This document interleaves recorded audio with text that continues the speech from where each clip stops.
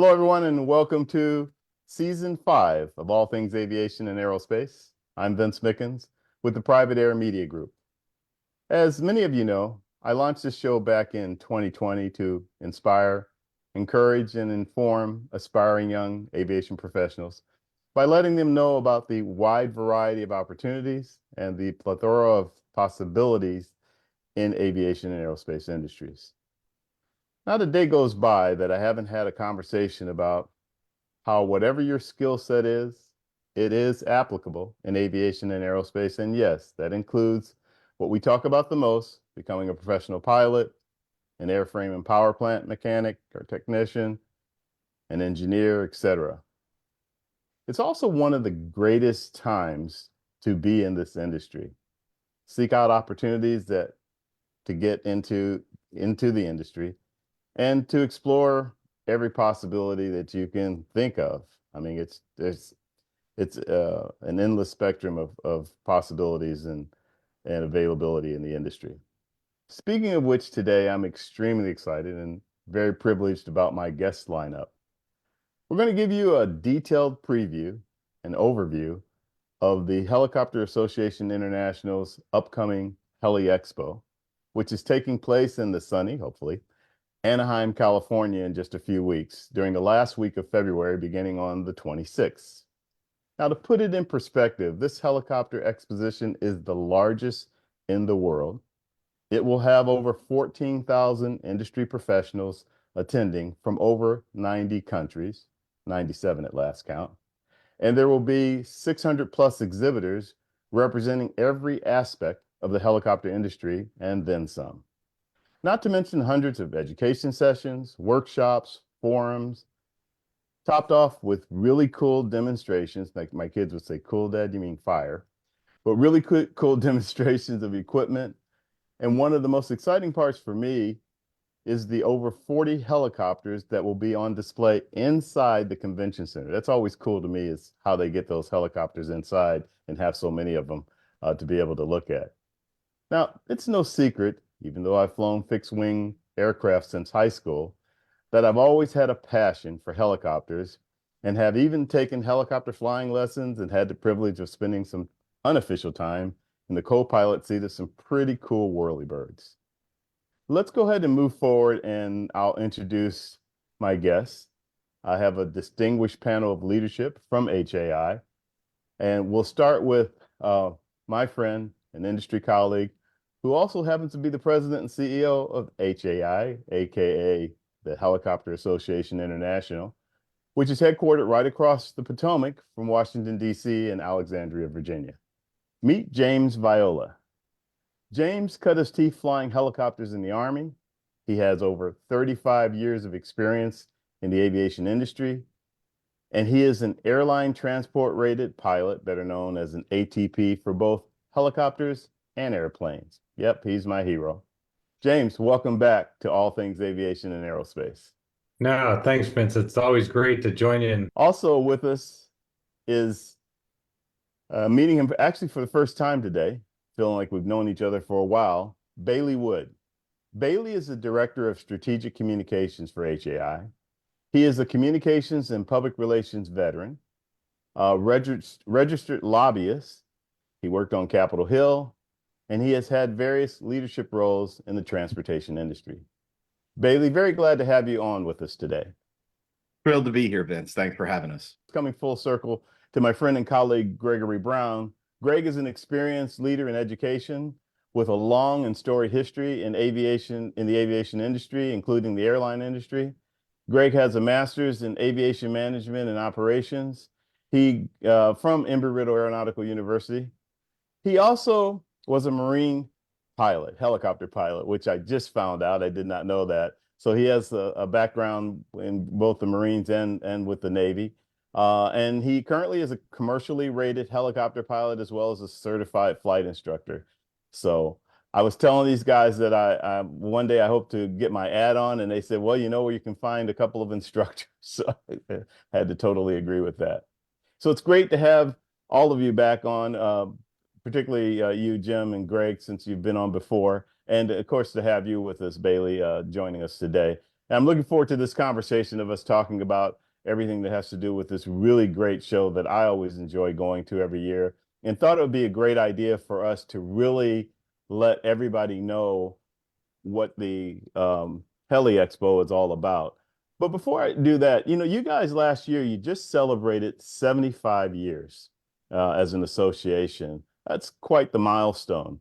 And I thought maybe we could start out with you, Jim, and just kind of talk about that for a minute and tell us a little bit about the history of the organization and what HAI does and why it exists. No, absolutely. I really appreciate it, Vince. Yeah, 75 years was in December, and we're kind of closing that out with, on the first night of Heli-Expo, which will be the 26th of February, Monday night. We're going to be kind of the celebration of, hey, we completed 75 years. And the thing that's really important this year is that Anaheim is really where the association started 75 years ago. So it's been great to come back to Anaheim for this event and some of the great people that helped make it last 75 years. If you talk about the original folks of Igor Sikorsky, and then you got Eleanor Rodnick, who was one of our first female presidents back in 1955. So we always were stirring things up with our rotor heads. And then Ellen Halverson, who when you look at all the different things, we got 40 some missions that helicopters do and have evolved to doing that can't be done by another aviation thing out there. The helicopters have really been able to, as you look at the Grand Canyon and all that stuff, and that's where Halverson, if you read one of his books where he talks about the whole deal of getting in there and making some of the things that they're still doing, tour operations in the area to show people that beautiful area in the Grand Canyon area. So 75 years of just growing, and it's about learning, about growing, about connecting folks and helping businesses succeed. And so those are the things we still are our core values for HAI, and we really are excited as we expand, with additional vehicles that are coming into the community outside of helicopters. And we're still trying to figure out, if you watch some of the things going on with eVTOLs and different types of power plants now coming into helicopters as well, to make sure that what is it that helicopters do? And I'm already getting excited just talking about them. But Yeah, as you said, absolutely. what is it helicopters do for society, and how do we help that as an aviator? You talked about Greg being in the Marines. I did Army time myself, and it's like, we bring a capability to the air. We get that third dimension involved, and we really want to get involved for the good of society. You talked about how exciting you were about getting, seeing 40 aircraft inside the building. Well, this year, right now, the number is 56. So we got 56 vehicles inside that you can walk around, touch, sit in. So that's another reason to make sure if anybody's listening and they don't have their ticket yet for Anaheim, you need to get on board. Absolutely. No, that's exciting. Of course, we in the industry, we're always excited about this stuff. That's kind of the nature of working in the industry, being pilots, et cetera, and so forth. But that being said, it's interesting. I sent out the invite for people to watch this show or to pick it up later on demand. And I actually put a couple of people in it that have nothing to do with the industry. And so I had to send them a note and say, hey, sorry, I don't know how you got on my mass mailing list. And they said, "Oh no, that's okay. That sounds really cool. That sounds exciting." And I was like, here's people not in the industry that are just as excited as we are about it. One of the things that kind of makes me want to think of and talk about for a minute is what you just mentioned, Jim, the various aspects of helicopter usage, what helicopters are used for. And I noticed that you guys had in your special edition of Rotor magazine that you had the I think you said 40 different applications for the aircraft. And I was thinking, wow, really?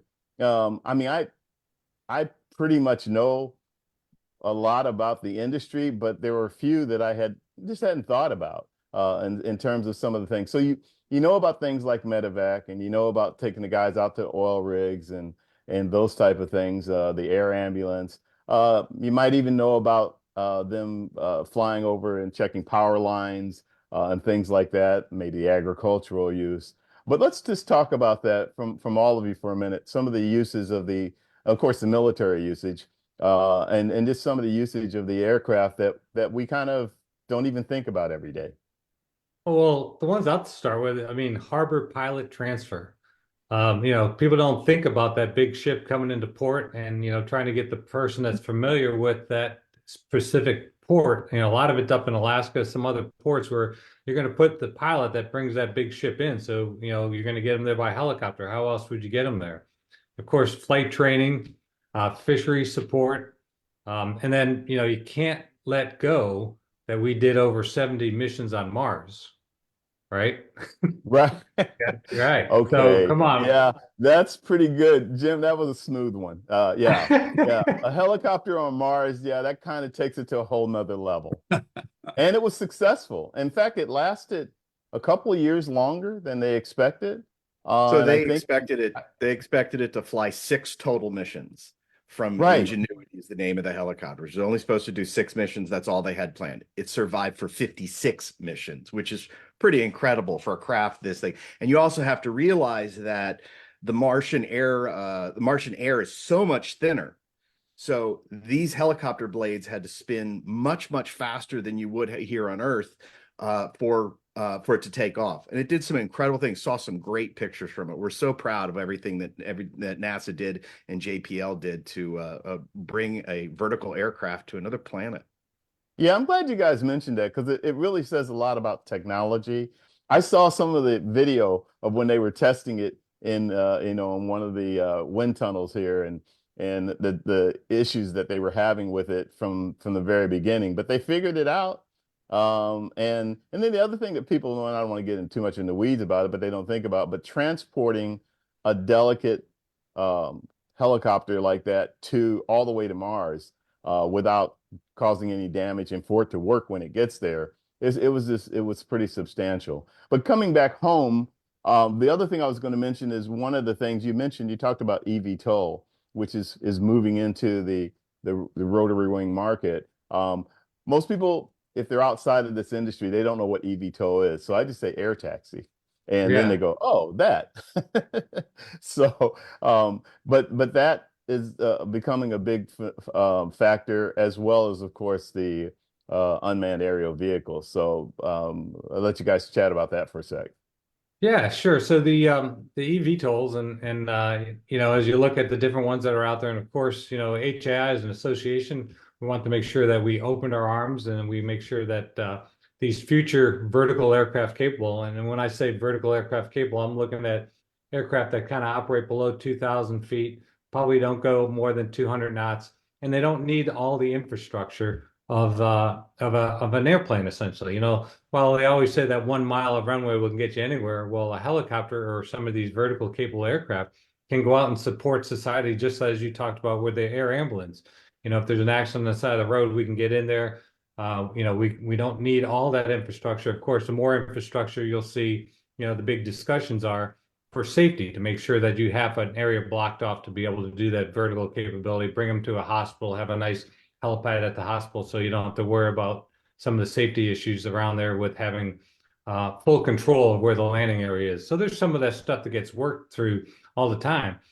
But we've already have some helicopters now that have been operated electric, with a battery operated. You got hydrogen testing that's going on now. So really, when you replace the power plant of a helicopter and or these new vehicles that are electric and or maybe hydraulic or different types of power plants of the future, we want to make sure that infrastructure, that while it's not required like an airplane, with the big infrastructure, that we still have the infrastructure capable for the power plant that's actually providing that power to the vertical. Do you want to call them rotor blades? Do you want to call them propellers? I mean, there's a lot of stuff that's going on right now, and I think I'm trying to figure out as an industry lead, how do we help the governments, globally, essentially, come up with proper nomenclature for what we're actually talking about.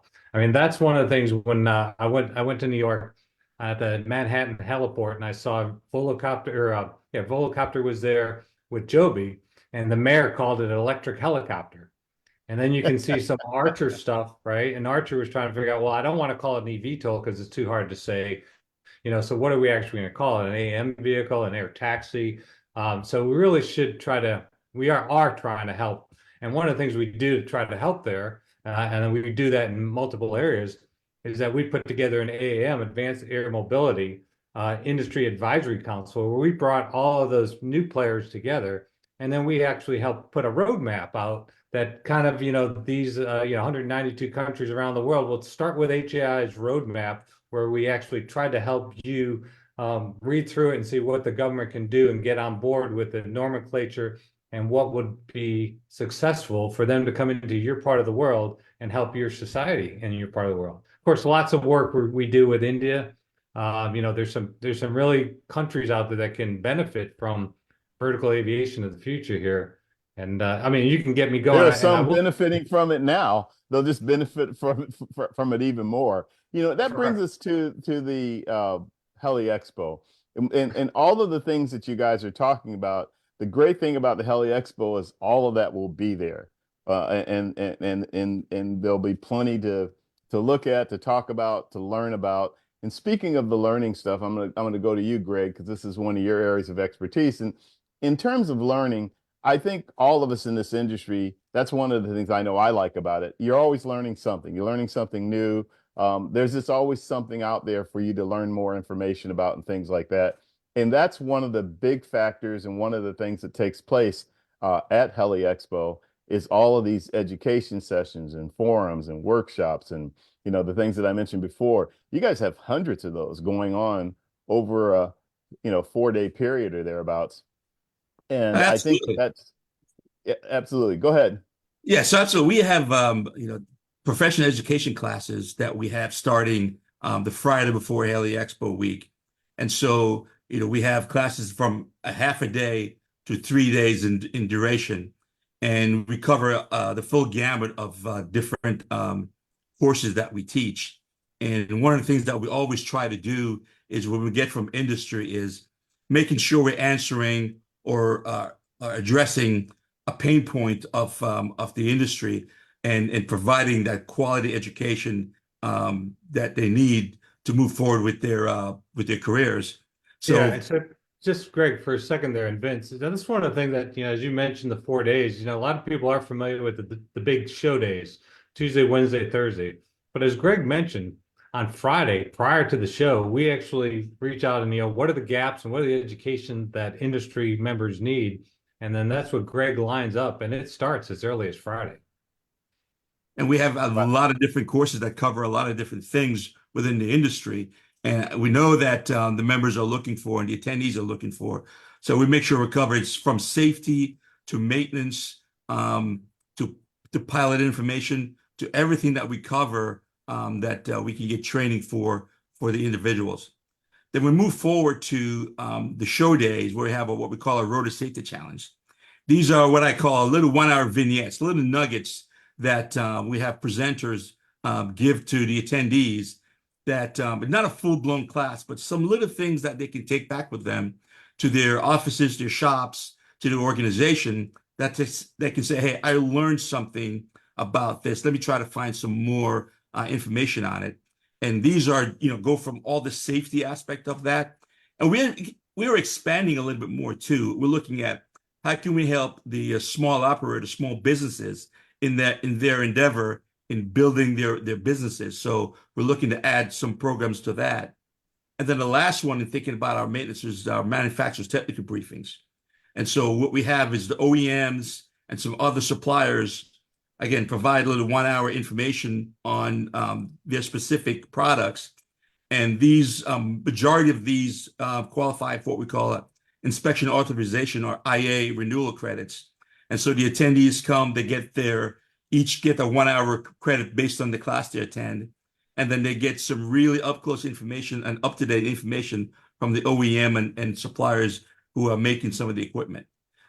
Forgot to mention that with the rotor safety challenge too, you do have the opportunity, about 80 to 85% of the presentations qualify for the FAA wings credit, or some qualify for the FAA AMT credits as well. So we make sure that when you do come and you attend one of these presentations, you're getting some credits associated with that. Yeah. One of the things that I really like to accomplish with this show and wanted to really do also in reference to the expo is talk about how inspiring it is to young people that are interested in the industry. I think it's a great place to go to, like a lot of these association events that are conventions, or in your case, an exposition, that have everything related to the industry. I mean, there's nothing that's not there that has to do with the helicopter industry, and maybe a little extra. So, and I think that's very inspiring for young people, or even for somebody. When I say young, we always think of like middle, high school, college, but even people that are just getting started in the industry and maybe trying to figure out where they want to go career wise. This is a great show to come to and get a good feel for that. Can you guys talk about that for a bit? Sure. That's very, very important to us. And Jim has been stressing that we've got to get and reach out to the young people. So on Thursdays at Heli-Expo Day, what we've gone out and have done that we brought in high school students from the local high schools into Heli-Expo and have them tour the show floor and meet and greet some of the OEMs there. This year, we're looking to have over 150 students from 3 high schools within the local area in Anaheim come in and really walk the floor, talk about careers in aviation, specifically vertical lift aviation. And as you mentioned, Vince, this is a great time to come into this industry because of the workforce shortage. And we are looking at that in building that pipeline. So we have to start with getting kids to understand there are opportunities available for them. No matter where you come from, there's great opportunities available for you. No matter what your skill set is. Absolutely. No matter what your skill set is, there's opportunities available for you. You have to take advantage of it. And then the other thing that we do is we have on Tuesday of the show day, we have a career fair. And so this year we'll have approximately 30 companies that will be exhibiting at a career fair. And then we'll also have a program set up for the attendees to kind of get some information on, hey, how do you set up and write your resume? Because the aviation resume is a little bit different than the regular resume you go to. How to network, and that's Great the point. key. How do you network? That's a number one point there. Absolutely. And then the other part of it is we have 2 personnel from the industries, offshore and tours, that talk about, for lack of a better term, a day in the life. What's the tour operation like? How do you get into that industry? And so we'll have all that available. And one thing we'll also have available, we'll have folks available to look at your resume and give you some insight on how to make it better. And we'll have opportunities for you to print off a copy and get some copies made in the local area, so you can come back with an updated resume and talk to the companies that are there at exhibiting at the career fair. And lastly, the Monday before, I mean, so much things happening, we have what we call a military to civilian transition forum. And in this forum, Oh what we've yeah, done that's is really important too. we talk to military members who are thinking about transition, in the process of transitioning, or have transitioned, about what they need to do to be competitive in the vertical lift industry. So we have members who have done the transition, give briefings about what the process is about. And then we also have what we call mentors, prior military members who are now working in the industry, available for those members to go up and talk to and talk about their careers in their different sectors. So Yeah, lots of things we have going out there. I think that's great that you guys are doing that, because the transition from military to civilian may sound easy, but it isn't always, because the military has its regimen of the way it does things, and then the civilian world is just a whole different ball game. So that's cool that you guys have that. Kind of a double-edged sword too, though, that because military flying, as you guys would agree with me wholeheartedly, is a great way to start your career. And the reason I call it a double-edged sword is because the military is in desperate need of pilots, but then so is the civilian side of things. So, it's kind of how do you how do you help both in that regard and that type of thing. I'm glad you guys are talking about workforce too. As you mentioned, I brought it up at the very beginning. It is top of mind right now. It is from the standpoint of being a challenge to the fact that it's really something that's offering a lot of opportunity for people that want to get in the industry. So the challenge is getting them in and getting them started in the particular areas. You guys can probably talk more about that than I can. Although I've been in private aviation a long time, I went to the AOPA Business Aviation, NBAA's Business Aviation thing. And I got to tell you guys, I hope you're ready in Anaheim, because in AOPA, the opening session, which talked about careers and workforce, and the closing session, which also talked about careers and workforce, were standing room only. Wow. Everybody, industry people as well as young people that were there from colleges and high schools, that was their focus. They wanted to hear, okay, so what do I need to know? And I know I'm kind of running through some things, but one of the other things that you brought up, Greg, is the networking. Talk about this as often as I can on just about every show, because for whatever reason, a lot of kids are shy about it, and they don't realize a couple of things that I always like to repeat. We love to talk about our industry. Just ask us one question and you'll get a 20-minute answer. So it's pretty much guaranteed. But unfortunately, a lot of kids are kind of shy about it. They hesitate to go up and just ask somebody that is obviously a pilot or a professional in the industry, what they do and how do they get there and things like that. And I think that that's something that needs to continue to be focused on to Yeah, help I get think people I moving think forward. with the focus, like you said here with Heli-Expo and the opportunities to do networking, even when I had some mil to civ, basically, I had some buddies that were leaving the military, and they came to the show and they were, eyes wide open of all the stuff that were there and all the people, and they would meet them. I'd introduce them to folks, and they'd be, okay, good meeting, start walking away. I'd be like, stop. Give them your card, give them your contact information. So it's not the younger group, it's everybody that I think they're overly impressed with. There's so much stuff going on that they think they're asking too much to be mentored and or to do that connection. And we love it and we want more coming in. So workforce development is very important. We just stood up a working group, for workforce development so that everybody out there in the industry doesn't need to solve it themselves. Let us as an association try to bring you in as the experts. What are you doing? What's working? And then let's again spread best practices so we can all help. And I'm not sure, Greg, if you have the dates of when that meeting is, but there's stuff like that, working groups that will be meeting during Heli-Expo that will be open to folks coming in that are interested in the topics. And the two topics for us, the biggies for industry right now, are workforce development and insurance working group. I mean, people, need some help of what can we do all together to help with the insurance costs that are really, saddling some people pretty good. Yeah, Jim brings up a very good, I'm sorry, Greg. Jim brings up a very good point that no matter where you are in your career, an event like Heli-Expo is incredibly beneficial to do networking.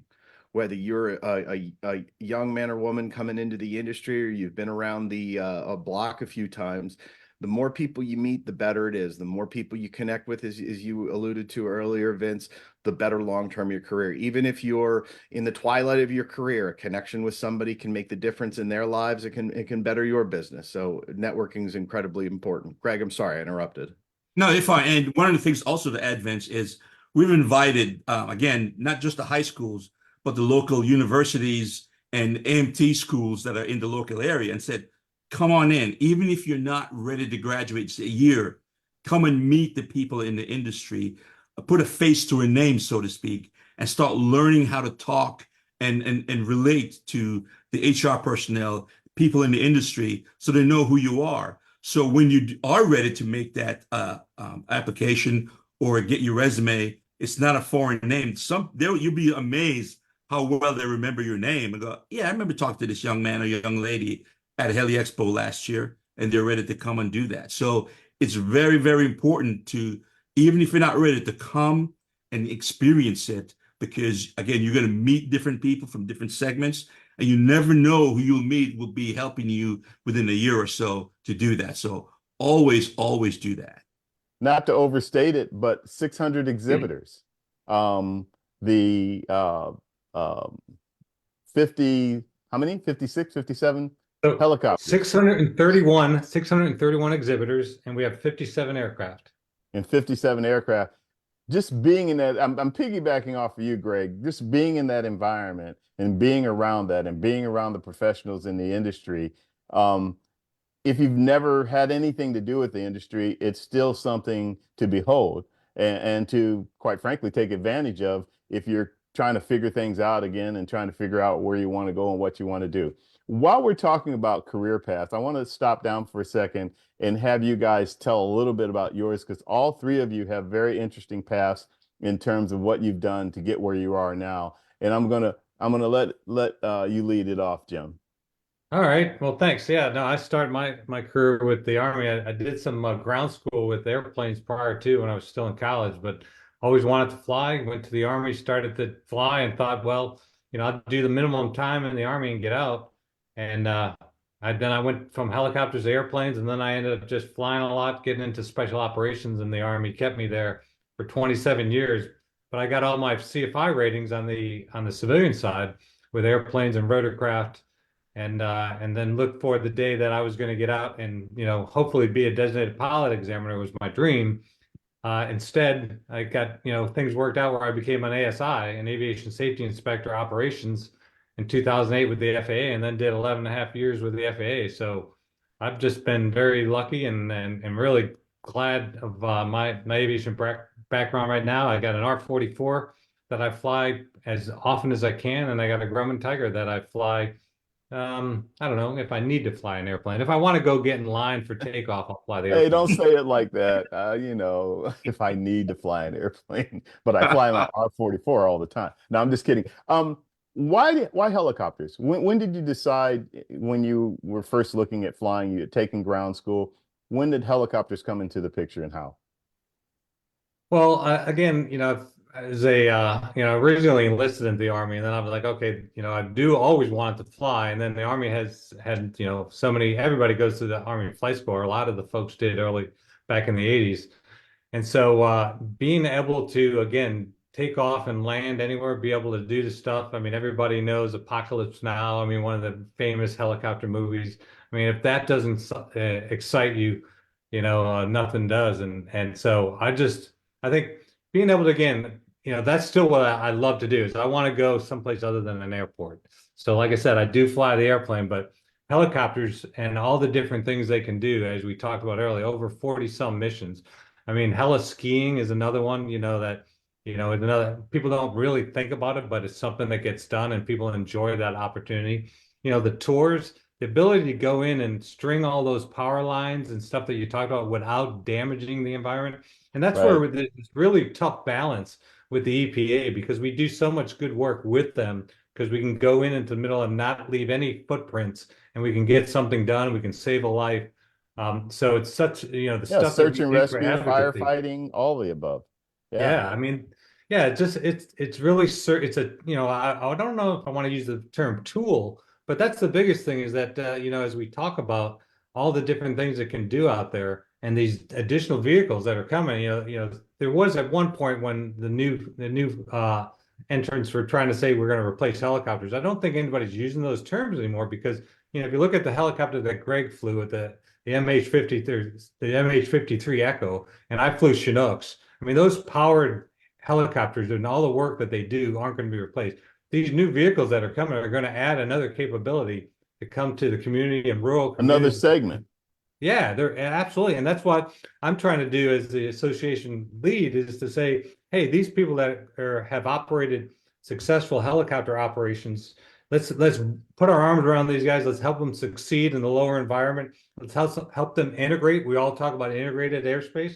We don't want you go there, I go here, airplanes got that. Nah. Let's work together and figure it out. We're all smart enough. We put a helicopter on the moon, we can share some airspace on the earth.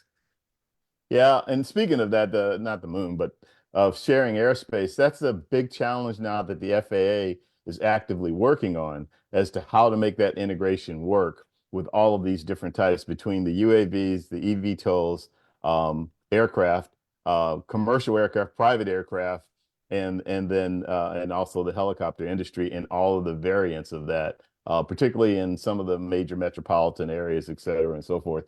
And the UAVs are going to be used to drop something, a package or whatever at somebody's door. But the other side of it is those type of aircraft are unmanned aerial vehicles can get into spaces and areas that no one else can. So they can drop medicine out in a remote area where somebody may very badly need it and things like that. And so I do see what you're saying, Jim. I see it all working together and very effectively. Greg, Yeah. you what made you say I want to fly helicopters in the Marines? How did that come about? So in college, like everybody else, I wanted to fly jets. My favorite airplane was the F-4 Phantom. I loved that airplane, and it was my favorite. And so the last year in college, we had an alumni from our university who was an instructor in Pensacola, he flew three TH-57 trainers to help out and just kind of give a rise to the ROTC students. I wasn't an ROTC student, but I knew a lot of friends within the organization. So they asked me to come down and watch them. And then he had one more flight to give. And the guy said, "Hey, why don't you go?" I said, "Nah, I don't want to fly helicopters. I want to fly jets." He goes, "Yeah, that's fine. But just come on in and, we'll go for a flight. No big deal." I said, "Okay." So I got into 57 and we started to fly. And then he gave me the controls and they would drop down over the river down in Oklahoma. And the bait was set and they just pulled it. And it was by the time we landed, I knew that, jets and airplanes are gone. I'm going to helicopters. Going That helicopter was all for the way. me. Yeah. And then how did you progress from there with that? Jim was talking about the helicopter that he knows that you flew. Tell us about that helicopter for people that don't know much about helicopters. What type of a helicopter was it? What was it used for? What kind of missions did you do? It was a transport helicopter, and I started out in the CH-53. It's a D model, and it was a two-engine version of the D model. And it was mostly troop transport we did, but also a lot of cargo and transporting there. The Echo model is a much robust helicopter. It's got three engines, a seventh rotor blade because the D had six, the Echo had seven, and the lifting power of that helicopter was great. You could lift two Humvees, you can lift a 198 howitzer, you could lift a lot of different things with that. And so it gave the Marine Corps a lot more capability. And also with the Echo, it had the refueling capability also. So you can do aerial refueling with that helicopter. So it's a very Wow. versatile helicopter. And it gave a lot of capability to the Marine Corps. And it's, the analogy was used with the 53D, it's like a sports car. And it's really sporty. You can do that. The Echo, it's a little bit more of, like a Cadillac, very smooth helicopter, very easy to fly, really, really nice. So I had a great time flying both of them. I love them both. Don't ask me to pick one because I will not. I think they both have their goods in, things, but I love them both, and I really truly enjoyed flying when I had the opportunity to do that. So I was blessed to be able to do that. Yeah, so how did all of this transition to you getting into education while you were in the service and then eventually doing it now for HAI? Sure. When I left my last flying unit, I transitioned to Quantico, Virginia for Training and Education Command, and I was in the formal schools training branch that looked at all the formal schools that the Marine Corps has gone to with the different services and looked at the training, the curriculum, make sure all the seats are there. And so I did that for a few years prior to my retirement from the Marine Corps. And so with that, I transitioned to Harris Corporation and did some more within the training arena.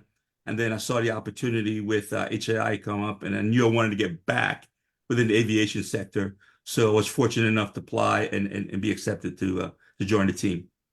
Yeah, I bring it up, and I'm going to go to you, Bailey, on this. I bring it up because what I try to tell young people is that we never know what our path is going to be. We can think we know, we can have an idea of what we wanted. You just said you wanted to fly jets. You were enthralled with the F-4 Phantom, and then you went up. I don't know where I cut off, but I was basically saying that we all get excited about or think about what we want to do or where we think we're going to go and the type of path we're going to take. And a lot of times it ends up different. So as I mentioned earlier, what you were saying, Greg, you were interested in the F-4 Phantom and you ended up in helicopters. And we all have, I never thought I would be in the advocacy side of aviation because I had a broadcasting career for decades, and then here I am. So, Bailey, how about you? So I remember I was an 8-year-old boy. I was at Capital City Airport just outside of Harrisburg, Pennsylvania. And my mother was getting her private pilot's license. She had just come down from her IFR rating, gave us a thumbs up, and we were all excited about that. And there was a maintenance technician who said, to my mother, I've got to take this helicopter out to the end of the runway and test it a little bit. Would your son like to join you? And like, I hopped in that helicopter faster than he could say, "Would you like to join us?" And flew around the end. If we got 10 feet off the ground, I would have been stunned. But that started a lifelong passion with aviation and transportation. Like I said, I grew up around there, around Harrisburg, Pennsylvania, and came to Washington, focusing on transportation policy, staff member in Congress, USDOT, worked for several other transportation associations. But my goal all along had always been to get into aviation. And this is where I've been trying to direct my career. And as you said earlier, if you want to make God laugh, tell him your plans. And, my plan was a little bit more direct, but I got to where I needed to be eventually. And it's been a great opportunity to be here and really excited about the opportunities, really excited. This is going to be my first Heli-Expo. So I'm excited to see, as you alluded to earlier, all the aircraft. And one of the things I'm particularly excited for at Heli-Expo is the fly-in. I was over in Madrid Yes. for European rotors. I got to see a half a dozen aircraft fly in, but they were of nominal size, shall we say. I'm really excited to see the helicopter that Jim flew, the Chinook. I think we have one or two of those coming in. One that just got a brand new paint job, which we saw the other day. Looks gorgeous. But so looking forward to that. So it was a little bit of a circuitous route to get to my aviation world, but I'm here and I'm thrilled I am. Yeah, absolutely. And if I remember correctly, you actually studied political science in school. Yes. I tell every student that I've ever heard who is interested in a political science degree is the only thing they teach you is how to argue with everybody. So it's good in some instances, but yeah, Syracuse was a great experience for me. Well, I was bringing it up because one of the things I like to point out. So I've done a couple other shows about flying helicopters, and I had some military pilots on, and this one was about female helicopter pilots in particular. And one of them was a what was it? History major. Another one was an English lit major, and these are badass helicopter pilots, and I was thinking, yeah, so you can major in or study whatever, or think you're going in one direction. I've had my kids do that exact thing, and then end up going in a completely different one. So, and hey, I am totally with you about the fly in. I think that's one of the fly in and the fly out. That's probably one of my favorite parts of the show besides the everything else in the show. One of the things that's really important, and I want to talk about this for a minute, is the associations like an HAI, Helicopter Association International, are key to an industry, and in this case, key to the helicopter industry, because without the advocacy that this organization does, a lot of things might fall through the cracks or maybe not even happen in a favorable way for the industry. So I think it's really key, and I think having something like the annual event that brings everybody together from all over the world, puts everything on display that has to do with the industry and things like that, is really, really special and really a significant factor with this show, with the industry. One of the things I wanted to touch on, if we could, is talk about membership and the different types of membership that you can have with HAI. A lot of people, when they think of an association, they think, oh, you've got to be a pilot or you've got to be, a manufacturer or something like that to be a member. And you guys actually have a number of different ways that you can be a member of Helicopter Association International. So you want to touch on that a little bit? Sure, I'm glad to do that. And one of the things is that, as you talked about, for industry to come together at this event, really like regulators around the world to come to this event as well, to learn as much as they can about the vertical aviation industry, so that, as they go back home and they try to figure out what's going on in New Zealand, what's going on in Australia, what's going on in other parts of the world, other regions, this is an opportunity to be cost effective and come to one large meeting where you have the manufacturers, the suppliers, the creators of what do you need in your helicopter? What is the mission you're trying to do? And how can I create something for you to do it with that vehicle that you own? So, I mean, the ingenuity that you'll see on the floor with those 631 exhibitors is outstanding. And so then we come to who can be a member. Well, basically anybody can be a member, and it starts off with, we do have students, we do have industry professionals. So industry professional is the one that it's basically, I'll call it a catch-all. If you somehow are interested in this community, you ought to be a member. It's the lowest rate, and it's, you can get up to date on it. We were again talking about workforce development. Well, I ran into one thing that hasn't been mentioned yet on workforce development is those that do additional careers. And so I ran into some folks out in New York that were changing industries. And when they open the door and they start getting rotor daily, they're like, oh my God, you do such a great job communicating to who? Ourselves. But how do we communicate? And that's why we brought Bailey on board here, strategic communications, because we need to communicate to those that aren't in our little sphere right now. And we really need to break open, Absolutely. all the good things we're doing. Yeah. So I really enjoy this opportunity, Vince, to talk to you to help us. We're still aviation. So imagine I'm vertical, you're aviation, but we got to get outside to society and all this good stuff that we can do when people realize the capability of vertical aviation. So anyway, so industry professionals, and then we get into the pilots, mechanics, engineers, you get into the manufacturers, you get into helicopter operators, and the operators are bread and butter. This association was formed 75 years ago by operators, and currently still today, our governance says that the board of directors for HAI are all operators. So as part of our annual expo, we'll have elections that occur on the first day, and then that's how our board members get elected. We have 9 board members that serve a 3-year term. So, and then, of course, the newest one was the uncrewed aircraft systems operator. So if you involved with the UAS somehow, we want you involved as well, because we want to share the airspace. We want to work together. We don't really like that segmented part of it.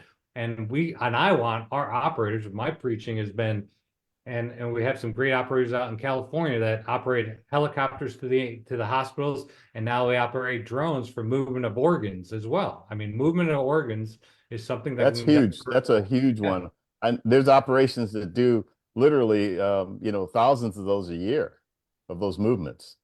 Absolutely. So Yeah. take advantage of the proper economic value of what you're going to use it for. I mean, I always like to go to the agriculture, and you mentioned it earlier. Ag aviation has celebrated over 100 years.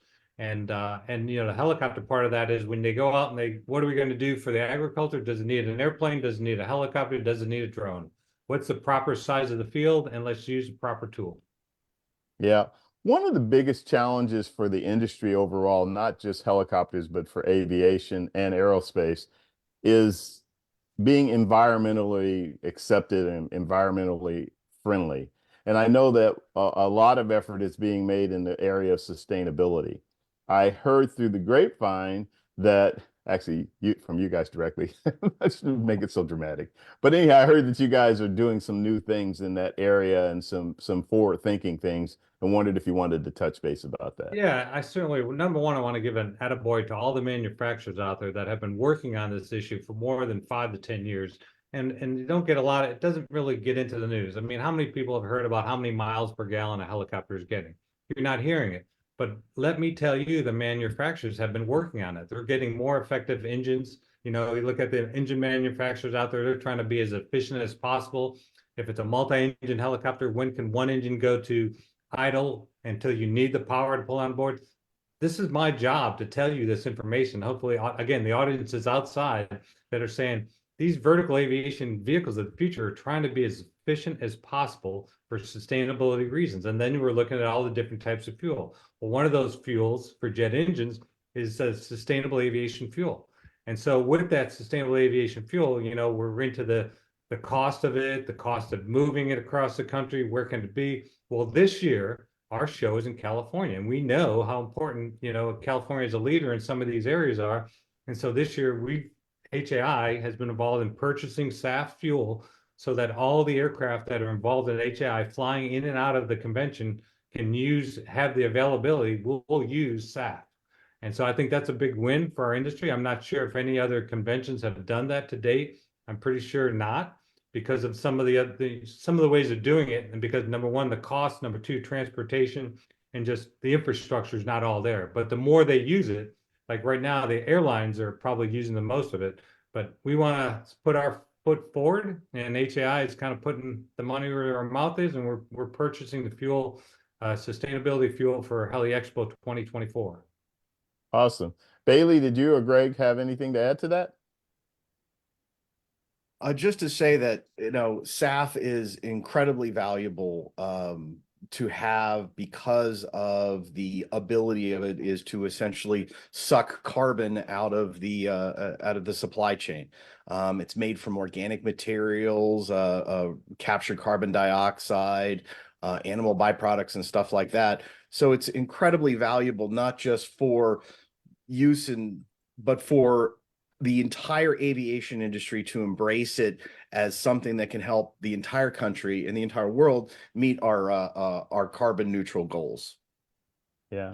HAI understands the importance of the carbon, what's going on there. So we, taking the steps with Jim's leadership in making sure that we are showing that we're leaders in that, and we're putting foot forward in that. So, we can't ask everybody else to do it, and until we have set foot and said, yes, we think it's important. And Jim has done a great job in putting it forward to say, here's how we are leading in this endeavor to make sure we do that. And especially the state, with California being in leader in wanting to get this emissions under control, to have that the SAF fuel available, I think it's great. Yeah. Well, guys, it's hard to believe we've been talking almost an hour, but as they say, time flies, and I say pun intended. As we kind of wrap things up, is there anything else, and I'd like each of you to chime in on this, that you'd like to say about the upcoming Heli-Expo in Anaheim, and what we may have missed, or just reemphasizing some things about it in terms of attending it? Well, certainly, I'll start off with, and I'd like Bailey to talk about, any surprises that are, be there on Monday night. But super excited because we did celebrate 75 years. And so as we're trying to, set the foundation for the next 75 years, we've got some great things in store. So other than coming and connecting with your friends, and just seeing all the good, you've really got to look at the schedule. Get in on the website of rotary.org and look at Heli-Expo and look at all the different classes, because now's the time to get in and sign up for some of those that could start as early as Friday. And it's too late if you show up the show and then try to catch some other ones. But there's some really good ones there that you might be able to get some educational credit, or get your boss to approve your travel, because you can pick out something that he will benefit from you attending. So I challenge the audience to do that. Over to you, Bailey. Yeah. Thanks, Jim. One of the things that he said that I kind of want to grab onto, you spoke earlier about the 75th anniversary of the organization, and how important that we're going to be celebrating that when we're also in Anaheim. But also he mentioned how our industry keeps evolving. We were talking about air taxis earlier, and UAS and things like that. And that's one of the things that we're going to be talking about. HAI is going through an interesting transformation at this time, and we're looking to expand who we are. And you talked about our membership. Our membership has changed in comparison to what they were looking at 75 years ago. Vertical aircraft are so much more and are becoming far more ubiquitous in today's society. So we're going to have some big announcements coming up, particularly at the welcome reception, which is Monday night, February 26th. And we strongly encourage everybody to be there for some really exciting news about the future of HAI and the vertical aviation industry. Yeah. Greg? I would encourage you to come to Heli-Expo. The classes, as Jim mentioned, lots of professional education, rotor safety challenge, the MTBs. The career fair, again, come, network, learn. It's a very, very, very important aspect of it. So don't give that up to do that. And lastly, I think just the overall experience of the show and what you can get out of it. And workforce development, we're going to have the workforce development meeting on Wednesday, the 28th of show day at 10 o'clock. And you can find where the room is and to talk about a little bit workforce development, to come hear what's happening and the things that we're planning and looking at doing. So HAI is going to be a leader in this area as it relates to the vertical lift industry. Encourage you to come be a part of it. But again, education, heliexpo.com/education to find all the courses. And as Jim said, sign up and attend. And best of all, you get a chance to come and meet me. So come on out to Heli-Expo. You go, Marine Corps pilot. You know, I was thinking about a couple of things. One of the things that Jim mentioned that I'd like to reemphasize or place a little bit more emphasis on is kind of planning ahead. It is a big show. It can be, even for us in the industry, even for us who have a lot of experience in the industry, it can be overwhelming because there's just so many choices. So if you do what Jim and Greg just said and take a look on the website rotor.org and look up, and I think you also have Heli-Expo. Heliexpo.com. Yeah. .com, Heli-Expo.com. But if you go to either one of those and look up the show and go to the program schedule and the daily schedule and things like that, and just take an overall look, it'll give you a really good idea of some of the things that you can kind of focus in on that may be of interest to you. I have found, particularly with young people that I've seen come to this show and other similar types of shows, that if they don't do that, they come in and they're overwhelmed. It's like a fire hose of information coming at them. But if they actually so if you're thinking about the flying side, or if you're thinking about being a mechanic or whatever, then those are things that you'll want to kind of focus in on. And yes, you can look at everything there, but I'm just saying, if you categorize it, it'll make it a lot easier, make life easier for you to really get a lot out of the show and enjoy it. Gentlemen, it has been really great to have you. I was like, okay, we're going to talk about Heli-Expo. Maybe we'll do 50 minutes to an hour, and here we are right at an hour, and we probably could have continued on. But I'm really excited about it. It's, to me, Anaheim is kind of the original home. You've had a lot of shows there of the Heli-Expo, so looking forward to that. Looking forward to the California weather, but then I'm always looking forward to the California weather. But I think it's going to be a great show, and I think you're going to have a robust turnout. And there's just a lot of great things that'll be going on, and people will learn a lot about all of the things that we've been talking about. So I can't thank you guys enough. Any closing words, Jim, before we wrap up? Well, like I said, interesting. I go to rotor.org, and there is a HA or Heli-Expo as well, but rotor.org, because the other message that I like to put out is we're more than the show. We are a full-up association. And so by going to rotor.org, you'll see all the stuff we do, the advocacy work we do, the safety work we do, and the education work we do. And we do and love Heli-Expo, no doubt, because that's our homecoming. So if you're a rotor head, you need to be at Heli-Expo, and this year it's at Anaheim, so see you there. Yeah, and for those of you who aren't familiar with some of these terms, rotorhead is actually a compliment. So anyhow, guys, thank you very much for taking the time to get together and tell us about the show. Look forward to seeing you guys out there. Wow, this was a really great and exciting show about something else great happening in our industry, which I can't overemphasize how exciting this industry is and how much opportunity there is right now for anybody that's interested, again, in any aspect of it. I'd like to thank you for joining All Things Aviation and Aerospace. It is a presentation of the Private Air Media Group.